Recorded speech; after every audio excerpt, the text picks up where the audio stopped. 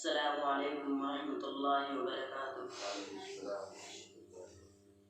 الحمد لحضرت الجلال والنعت لصاحب الرسالہ۔ اعوذ باللہ من الشیطان الرجیم، بسم اللہ الرحمن الرحیم۔ قل ان کنتم تحبون اللہ فاتبعونی یحببکم اللہ ویغفر لکم ذنوبکم، صدق اللہ العظیم۔ کی محمد سے وفا تو نے تو ہم تیرے ہیں، کی محمد سے وفا تو نے تو ہم تیرے ہیں، یہ جہاں چیز ہے کیا لوح و قلم تیرے ہیں۔ محمد کی محبت دین حق شرط اول ہے، محمد کی محبت دین حق شرط اول ہے، رہے اگر اس میں خامی تو سب کچھ نامکمل ہے۔ حضرت سامعین کرام، آج میری تقریر کا عنوان عشق رسول اور علماء دیوبند ہے۔ میں اللہ تعالیٰ سے دعا کروں کہ اللہ تعالیٰ مجھے صحیح بات کہنے اور اس پر عمل کرنے کی توفیق عطا فرمائیں۔ حضرات، چلیے ہم سب سے پہلے عشق کی تاریخ معلوم کرتے ہیں۔ تو قرآن کہتا ہے اشد حبا،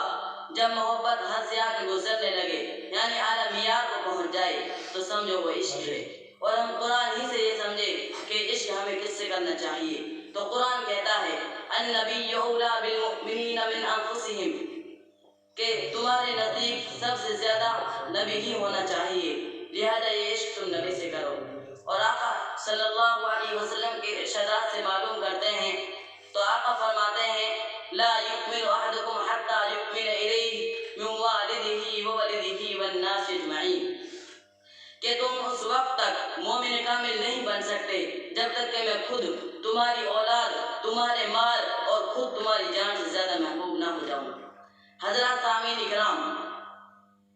اس کے رسول جہاں صحابہ رضوان اللہ علیہ مجمعین کو نصیب ہوا وہیں پر علماء دیوبند کو نصیب ہوا،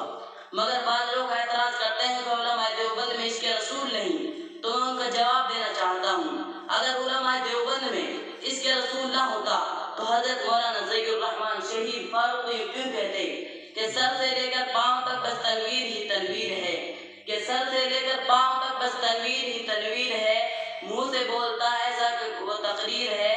سوچتی ہے ساری دنیا مصطفیٰ کو دیکھ کر،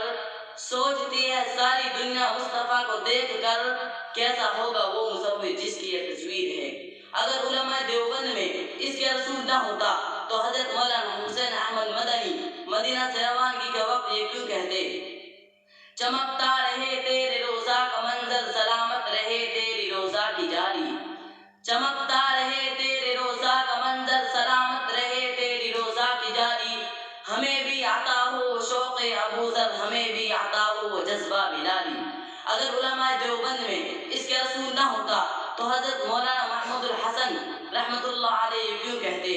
اے جنت تجھ میں حور و قصور رہتے ہیں، اے جنت تجھ میں حور و قصور رہتے ہیں، میں نے مانا ضرور رہتے ہیں، میرا دل کا طواف کر جنت،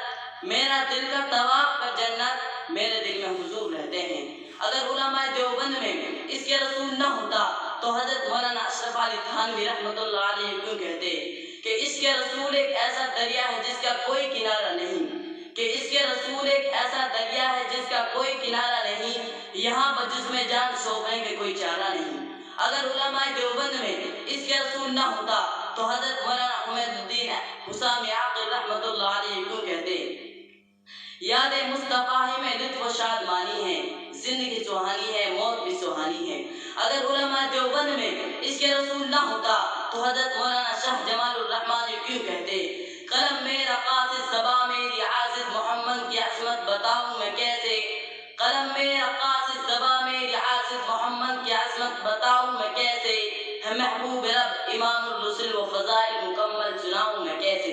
اگر علماء دیوبند میں اس کے رسول نہ ہوتا تو حضرت مولانا قاری صدیق بانوری رحمۃ اللہ علیہ کیوں کہتے تمنا ہے گلزار مدینہ اب وطن ہوتا،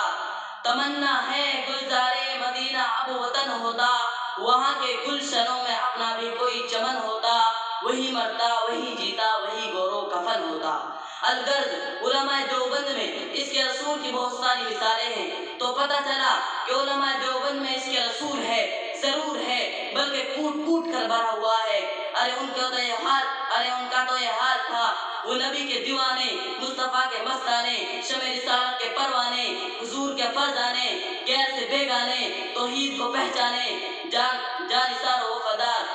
پیغمبر کے خدمت گزار ہیں۔ عزیز طلبہ، اس کے رسول صرف زبانی دعویٰ کرنے کا نام نہیں ہے، نماز چھوڑ کر جلسے جلوس کرنے کا نام نہیں ہے، حضور کی تعریف کرنے کا نام نہیں ہے، حضور کی شان میں قصیدہ پڑھنے کا نام نہیں ہے۔ اگر یہی عشق رسول ہوتا تو آج بڑے سے بڑا ہندو اور کافر بھی عاشق رسول ہوتا۔ چنانچہ حضور کی تعریف کرتے ہوئے ہندوؤں نے بھی کہا ہے، گرزے دنیا میں چاروں صرف اندھیرا ہی اندھیرا تھا، گرزے دنیا میں چاروں صرف اندھیرا ہی اندھیرا تھا، نشان نور رمتا ظلمت کا بسیرا تھا، کہ دنیا کے افق پر دفعتاً نور سیلاب آیا،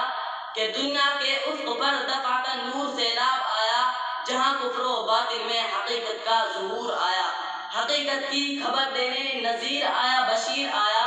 حقیقت کی خبر دینے نذیر آیا بشیر آیا، شہنشاہی نے جس کے قدم چومے وہ فقیر آیا،